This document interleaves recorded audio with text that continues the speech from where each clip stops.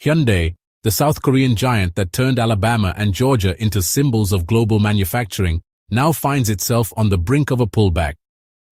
What was once celebrated as a triumph of foreign investment in the United States is starting to look like a warning sign.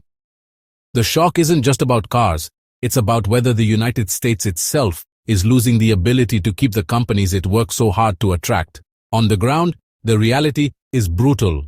The assembly lines that used to hum with activity are slowing down to a crawl. Production is failing, schedules are falling apart, and the communities built on the promise of steady factory jobs are being hollowed out. For thousands of workers, the dream of a secure paycheck is suddenly uncertain. And in the towns that relied on Hyundai's presence, local businesses, from restaurants to suppliers, are already feeling the pain. Consumers aren't spared either. Prices that used to be good are now going up, with models costing thousands of dollars more, making them too expensive for middle-class families. Buyers are giving up. Dealerships are turning into graveyards of unsold inventory, and the very trust that powered Hyundai's rise in America is starting to crack. The question hanging in the air is chilling. If a powerhouse like Hyundai can't make it in these conditions, what hope is there for the rest of the industry?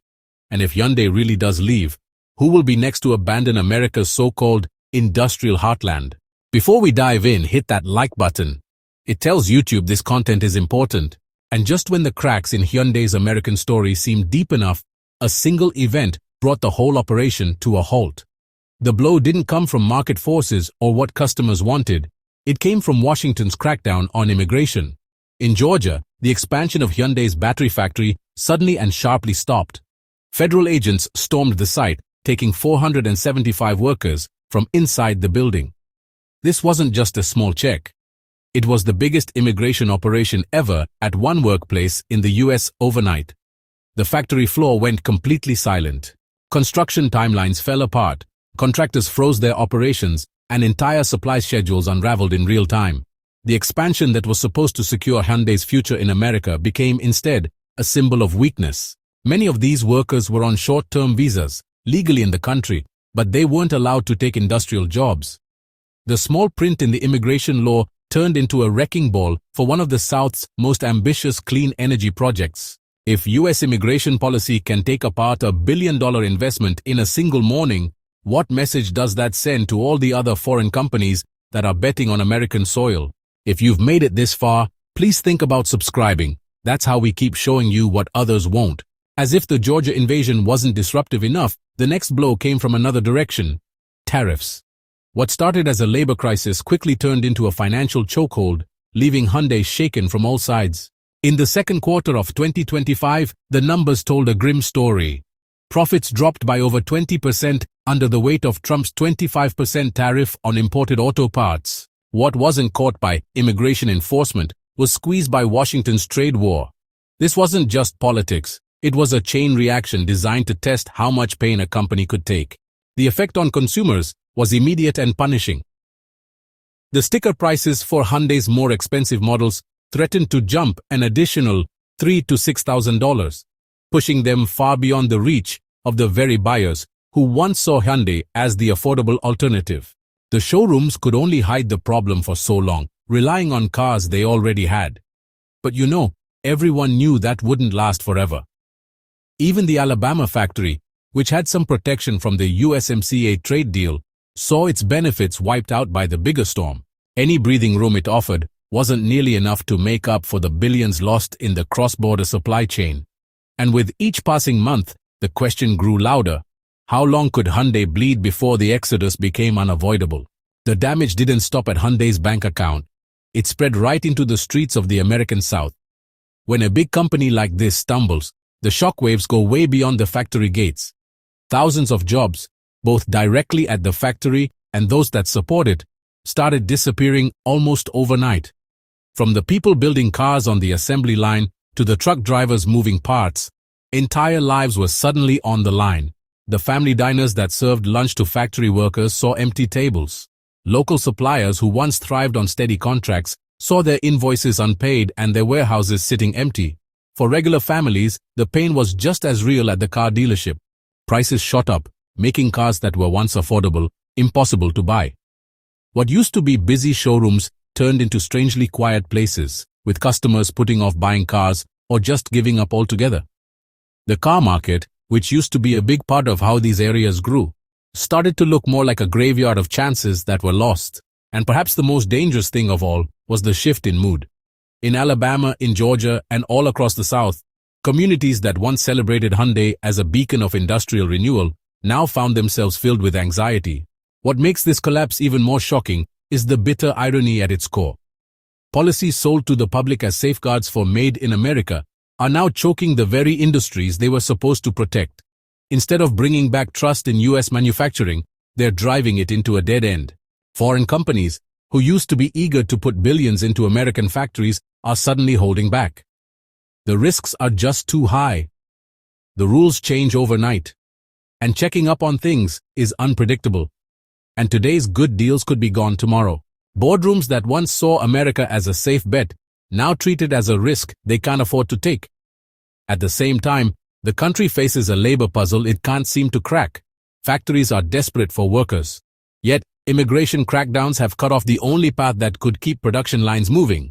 It's not just a shortage, it's a purposeful choking off of the worker supply, one that leaves businesses with, well, no way to grow, even if there's demand. The consequences have already been, honestly, pretty shocking. In just a few months, billions of dollars in clean energy and battery projects were put on hold, derailed not because of a lack of new ideas, but by political headwinds. What was supposed to be America's leap into the future, turned into a stalled experiment. And experts are sounding the alarm. The US isn't protecting its industrial base. They're backing themselves into a corner. Trapped by forces it could no longer control, Hyundai quietly began looking for ways out. The idea that once seemed impossible, leaving its American base, was now being planned in meeting rooms.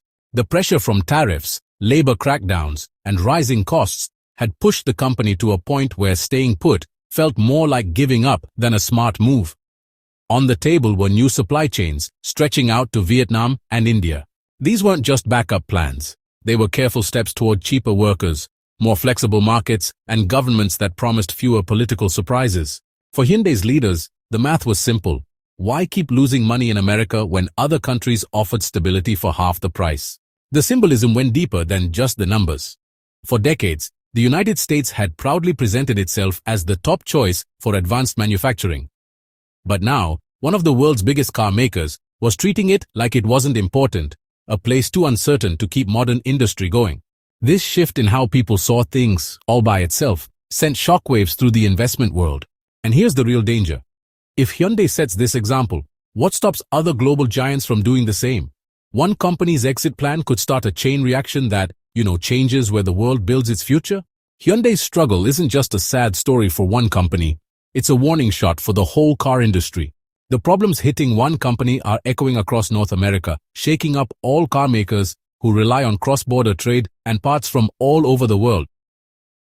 Asian car companies, who used to be big drivers of growth in the US market, are now reporting lower profits because of the tariffs. For American shoppers, the problems just keep coming.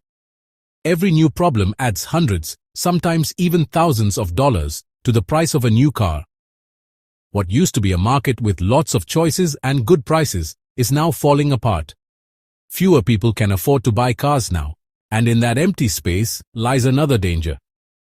If US politics keep breaking down trust, the space left behind won't stay empty for long.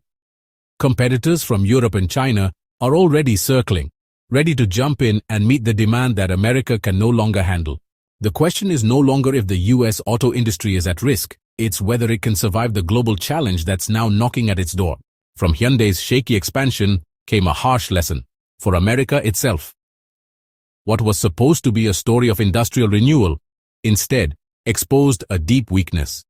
International investors no longer see the US as the safe haven it once claimed to be.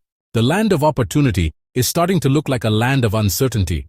Money is already looking for other places to go, flowing into new growing areas that promise lower costs, more stable rules, and a more dependable workforce. Every dollar that leaves American soil doesn't just weaken one company. It makes America's rivals stronger. Instead of making its industrial backbone stronger, Washington might actually be laying the groundwork for competitors to rise up in its place. And the big scary question is still there. If Hyundai is just the first to leave, who's next?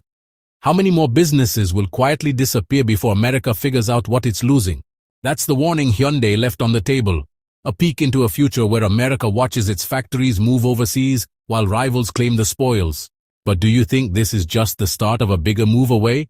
Or can US policy still change things before it's too late? Thanks for watching. And if this made you think, don't forget to like and subscribe.